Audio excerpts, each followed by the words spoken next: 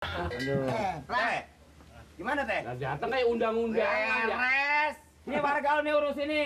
PBB-nya sampai sekarang. Janji sebulan lagi belum dibayar. Urusin tuh. Bayar. Belum. Syukur lah kalau gitu. Enggak.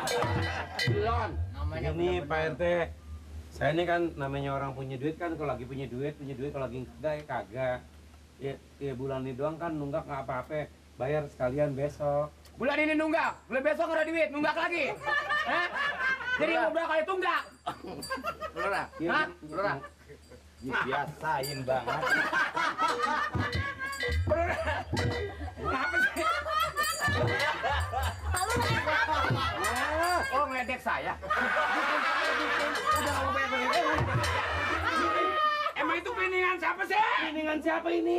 Lu udah dipakai cleaningan es. Ya anggap aja